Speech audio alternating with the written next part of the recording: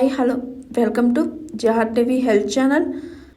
ఈ ఆహారాన్ని ఫ్రిడ్జ్లో అస్సలు పెట్టకూడదని తెలుసా? ఇంటికి తెచ్చిన కూరగాయల నుంచి వండిన ఆహార పదార్థాల దాకా ఏది ఉన్నా మిగిలిన వెంటనే ఫ్రిడ్జ్లో పెట్టేస్తుంటాం. అందులో పెడితే ఎక్కువ సమయం తాజాగా ఉంటాయనో చెడిపోకుండా ఉంటాయనో భావిస్తుంటాం. ఇది చాలా వరకు నిజమే. అయినా కొన్ని రకాల ఆహార పదార్థాలను ఫ్రిడ్జ్లో పెట్టవద్దని ఆరోగ్య నిపుణులు చెబుతున్నారు. దానివల్ల ఆ ఆహారం నాణ్యత దెబ్బతింటుందని, రుచి తగ్గిపోతుందని, కొన్నిసార్లు ఇబ్బందులు కూడా రావచ్చని హెచ్చరిస్తున్నారు. ఫ్రిడ్జ్లో పెట్టకూడని ఆహార పదార్థాలేంటో చూద్దాం. బంగాళదుంపలు.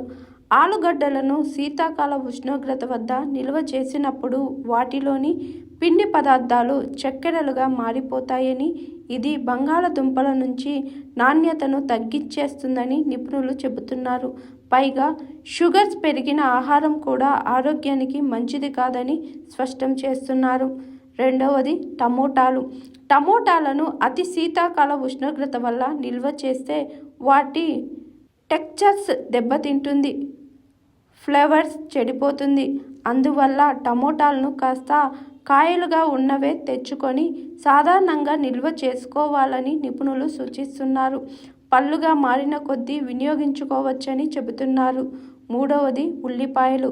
ఫ్రిడ్జ్లో శీతాకాల ఉష్ణోగ్రతలో నిల్వ చేస్తే ఉల్లిపాయలు బూజు పడతాయని, మెత్తబడిపోయి దెబ్బతింటాయని నిపుణులు చెబుతున్నారు. పొడిగా కాస్త చల్లగా ఉండి బాగా గాలి ఆడే ప్రదేశంలో ఉల్లిపాయలను నిల్వ చేయాలని సూచిస్తున్నారు. నాలుగవది అరటి పండ్లు. అరటి పండ్లను ఎప్పుడూ ఫ్రిడ్జ్లో పెట్టవద్దని నిపుణులు చెబుతున్నారు. దీనివల్ల అరటి పండ్లలోని కణ నిర్మాణం మారిపోయి దాని రుచి, నాణ్యత దెబ్బతింటుందని చెబుతున్నారు. సాధారణంగా బయటే కాస్త జాగ్రత్తగా నిల్వ చేసుకోవాలని సూచిస్తున్నారు. బ్రెడ్ను ఫ్రిడ్జ్లో నిల్వ చేయడం వల్ల వేగంగా దెబ్బతింటుందని, ఫంగస్ పెరుగుతుందని నిపుణులు చెబుతున్నారు.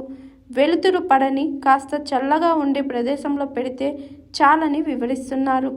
తేనెను ఎట్టి పరిస్థితుల్లో ఫ్రిడ్జ్లో పెట్టొద్దని నిపుణులు చెబుతున్నారు.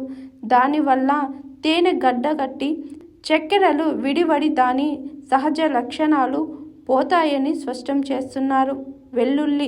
వెల్లుల్లిని ఫ్రిడ్జ్లో నిల్వ చేయటం వల్ల రబ్బర్గా సాగిపోయే తరహాలోకి మారి రుచి తీవ్రంగా దెబ్బతింటుందని నిపుణులు చెబుతున్నారు.